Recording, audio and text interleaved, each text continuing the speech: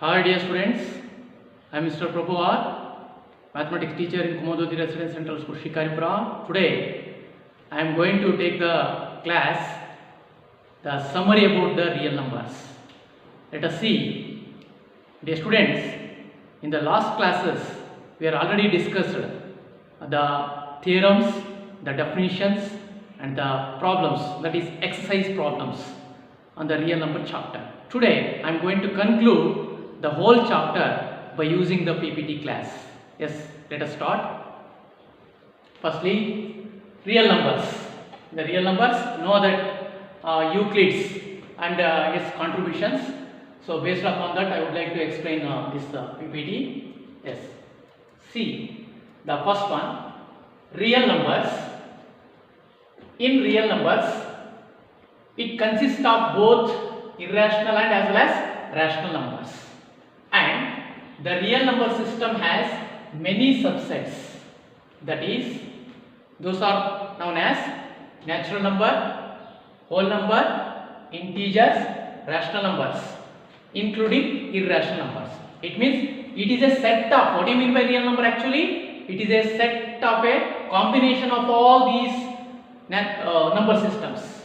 Including this, we get the real numbers. That is why. Next, in this, we are already well known about the Euclid and its contribution. He wrote the book name is Element, in which 13 episodes are there. So here, Euclid division lemma. This is the one concept we are going to study here. So Euclid's division lemma states that what it says, for any two positive integers a and b, there exist integers q and r such that a is equal to bq plus r, where 0 is less than r, equal to r and less than b. So that, for example, already we studied. So what do you mean by lemma? Lemma, it is a already proved statement. That is how lemma is a proven statement used for proving another statement, because its applications are more. So that is why we are going to use this Euclid lemma. So for example here, suppose for this lemma, apply a is equal to b and a is equal to 15 and b is equal to 3 value. So we observe that 15 is equal to 3 into 5. So of course by factorization method, 3 into 5 is plus 0. So where q is equal to what happen now? So it is in which divisor, quotient, remainder. It is a dividend. So here quotient comes 5 and remainder comes 0. Therefore, so by using this method, we also try to find the HCF also. Okay, now let us see next. Euclid division lemma. Let us show that any positive integer. This is the one application over here, which is already discussed in our previous classes. Integer of the form 4q, 4q plus 1, 4q plus 2, 4q plus 3. So some other natural number. So 4q, 4q plus 1, 4q 2, 4q plus 3. So let a be any positive integer. On dividing a by 4, so let q be the quotient and r be the remainder. Then by Euclid division lemma. What do you mean by Euclid division lemma? That is, a is equal to bq plus r. Here, look here, a is equal to b into q plus r, in which, so a 4q plus r, where 0 is less than or equal to 4, means r comes 0, 1, 2, look here, 0, 1, 2 or 3. In the same way, the first value comes a is equal to 4q, where r is equal to 0. The next value 4q plus 1, next value 4q plus 2, next value 4q plus 3. Hence, it shows us another statement. These are all the another statement by using the Euclid division lemma. So that is why these examples were taken. So therefore, any positive integer is of the form 4q, 4q plus 1, 4q plus 2 and 4q plus 3. So next. Now here we are going to discuss the Euclid division algorithm. So there is a little difference between the Euclid division lemma and as well as algorithm. Lemma is a proven statement used to proving other statement. But what happen algorithm? Look here, division algorithm. Algorithm is an algorithm is a series of well-defined steps which gives a procedure for solving a type of a problem. Means we have to use the several steps. Whenever you apply the Euclid lemma, we are going to use some several steps that is are well defined through this algorithm. So that is why it is known as Euclid division algorithm, in which Euclid division algorithm can be used to find HCF of any two numbers, and it can also be used to find some common properties of the numbers. That is, for example, let us see the examples also later. To be contained, it will obtain HCF of two positive integers. Consider it can be observed integers say C and D, with C is greater than D. Why C is greater than? There B is greater than R, yes, C is greater than D. We have the follow steps. What it says? Yes, steps. For example, consider C and D are any two integers in which C is greater than D. So first step, what is the step? How we can use the algorithm method? That is, apply Euclid division lemma to C and D. So we can find whole numbers such that Q and R. That is, according to Euclid algorithm, A is equal to lemma, A is equal to BQ plus R. But algorithm, you are supposed to use these two positive integers, that is C and D. Then what happens? C is equal to DQ plus R. Here also Q, R. Q means quotient, R is remainder. C and D are any two positive integers. Now, if R is equal to 0, whenever you apply this statement, the remainder comes 0, then you can put stop the procedure. Otherwise, if R is equal to 0, then D is known as the HCF of the given two numbers. Otherwise, you can continue. If R does not equal to 0, means apply the division lemma to D and R. Now, D and R, this divisor and as well as remainder should be considered to the next procedure. Now, continue the process till the remainder 0. That is how we can use the same statement, that is lemma statement. At this stage, which is the divisor that can be required HCF. For example, look here, use division algorithm, find the HCF of 225 and 135. So in which we can start with the number. Always we can start here. Consider A and B or C and D. A is greater than B because A is a larger number. Consider any larger number.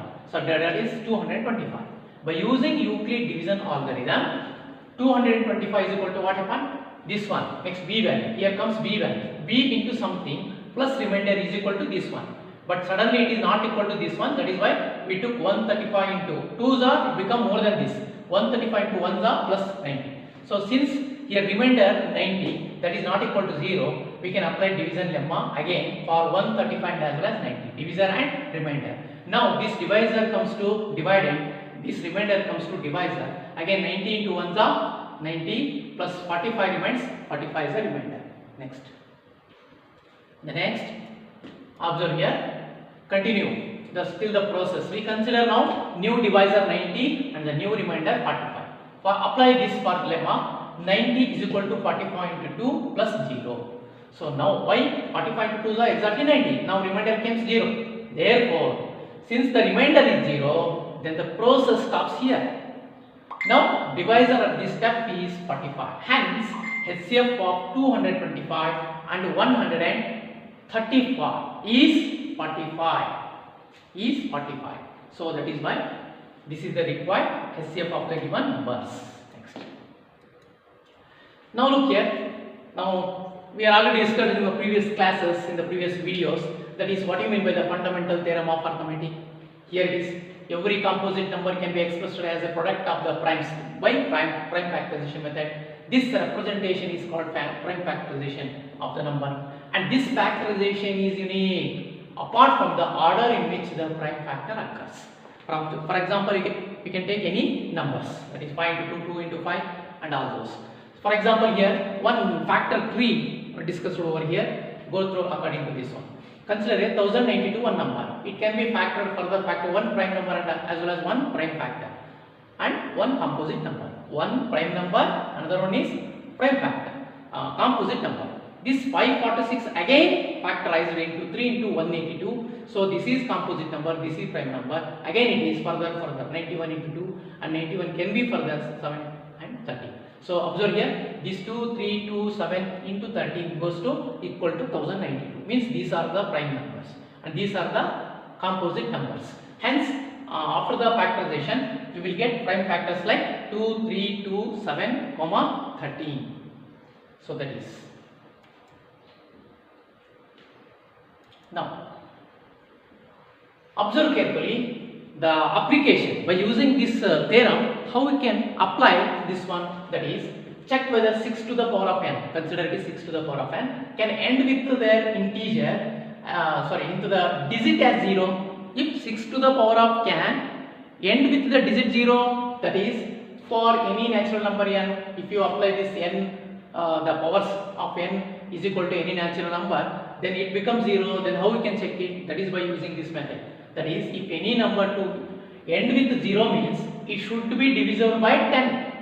It should be divisible by 10. Or, in other words, its factor like 2 and 5. Its factor like 2 and 5 means words it should be divisible by 2 and 5. So, that is why 10 can be expressed as 2 into 5. These are the two factors of 10. Therefore, by prime factorization of this 6 to the power of n, now consider 6 to the power of n, whether it contains the prime factors 2 or 5, that is how 2 into 3. 6 to the power of can be expressed as 2 into 3. And look over here, 2 into 3 next. 2 into 3 to the power of n, that is 2 to the power of n, 3 to the power of n.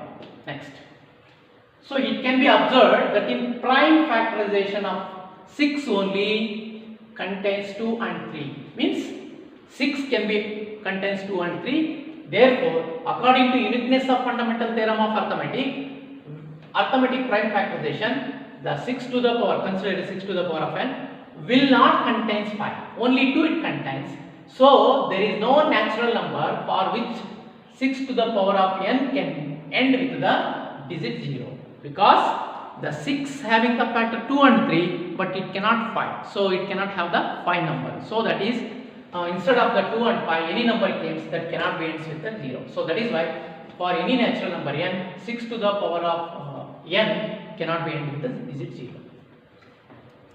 So next, now consider by using this lemma and as well as the theorem, we are going to find in the HCF and LCM. First of all, consider what do you mean by HCF? The HCF means highest common factor, in which the HCF of two numbers is equal to the product of the terms containing the least powers of the common prime factors of the two numbers. It means, consider any numbers, consider two positive numbers, their common number means common prime number. But remember that their powers should be considered. Least powers of the common prime factor of the two numbers is considered as HCF. And lowest common multiple means LCM, in which the LCM of two number is considered highest power, that is equal to the product of the terms containing the greatest power of all prime factors of the two numbers, means greatest powers of the given two positive integers. Otherwise, in two integers can be expressed in the form of prime factorization, in which is the greatest power, the prime number factors of the two numbers is known as LCM. Next, look here. How would you find the LCM and HCF? For example, 6 and 20. Very easiest number I took here by the prime factorization method. That you know that already 6 can be expressed as 2 to the power of 1 and 3 to the power of 1. 3 to the power of 1. And 20 can be expressed as 4 into 5 or 2 into 2 into 5. Means 2 square here, 5 to the power of 1. Now for HCF for these two numbers is, again look here, 2 to the power of 1, 2 to the power of 1. That is why minimum means the lowest powers prime factors are considered for HCF. That is why 2 to the power of 1. The product of the smallest power each common prime factor in the number. That is 2 to the power of 1. For what happened LCM? 6 into 20. That is 2 square, 3 to the power of 5 to the power of 1. Because look here, highest power here it is 2 square. Next 3, 3, 1. 5, 5 to the power of 1. Therefore, 2 square, 3 to the power of 1, 5 to the power of 1. Multiplication of all these numbers, we get the LCM. That is 4 into 3, 12, 12 5 are 60. Here it is 2, here it is 60. Therefore, the product of the greatest power of each prime factor involved in the numbers. So this is the next step for HCF and LCM. Now consider what is the relationship between the HCF and LCM. What happened for any two positive integers a and b? For example, consider any two positive integers. So the relations between the HCF and LCM, I already discussed. That is the product of HCF and LCM. Product of HCF and LCM is equal to the product of two integers, any two positive integers. That is why, hence it is HCF of A comma B, LCM of A comma B is equal to A into B. Here A and B are any two positive integers for HCF and as well as LCM. Their product, for example, consider one example, A is equal to 3, B is equal to 6. The HCF of 3 and 6 and LCM of 3 and 6. What happens is HCF 3. What happens is LCM 6, because 6 is the expressed as 3 into 2. 3 can be expressed 3 into 1. Therefore 3 into 2 is the 6 is the LCM.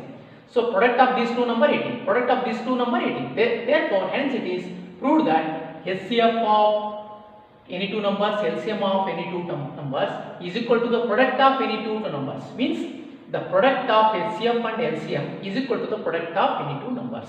So this is by prime factorization method. We can express this one also. 26 into 2 into 30. 91 is equal to 7 into 30. Now what happens HCF? HCF is 30.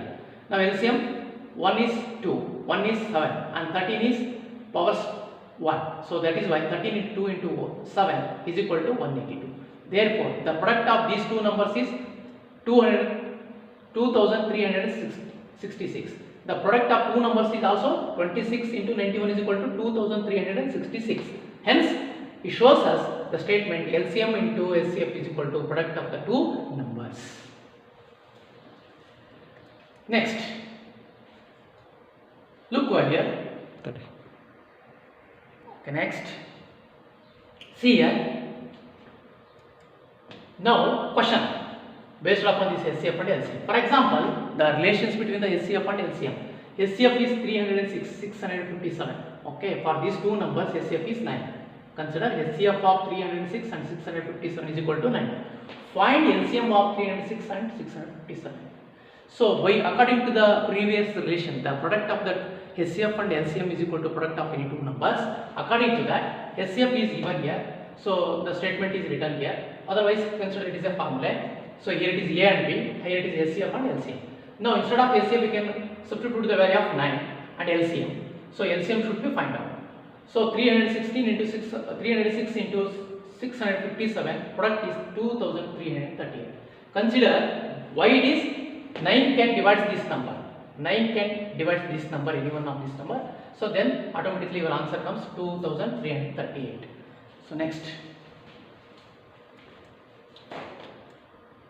Now consider their irrational numbers. Okay, irrational numbers are any number that can be expressed as A by B, means A upon B. You know that already. The rational numbers can be expressed in the form of P by Q. The same way, irrational number are any number that can be expressed in the form of A by B also. They are expressed as non-terminating. You know that the terminating and non-terminating. Based upon that, non-terminating and non-recurring numbers means non-repeating decimals. Non-recurring means non-repeating decimals. So that is why decimals that go on forever without repeating a pattern. For example, our famous examples, that is pi value and as well as square root of 2 value are considered here. So look here, 0.34 something values are here. No, the digits cannot be repeated over here.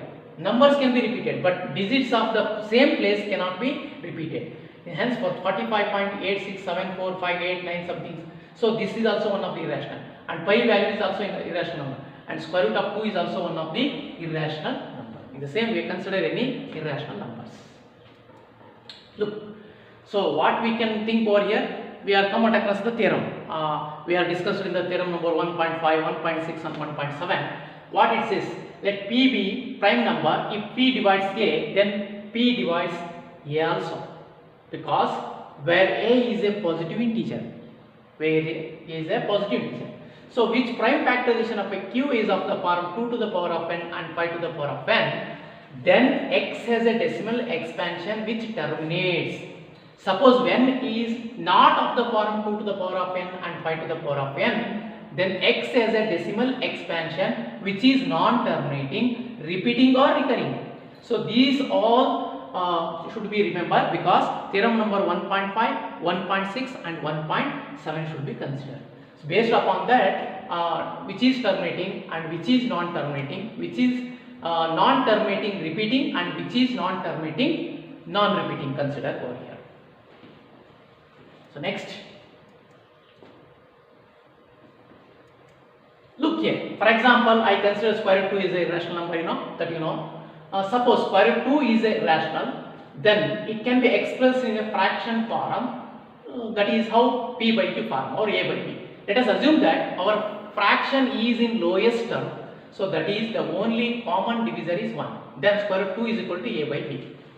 In the same way, squaring on both sides, we get 2. In this side 2, we will get a square and b square. Now what happened? On squaring, here it is 2, here it is a square divided by b square. So by cross multiplication, 2b or 2b square is equal to a square. Therefore, 2 divides a square. Automatically, by previous theorem, we can say that by the theorem number 1.3, 2 also divides a. Transfer card.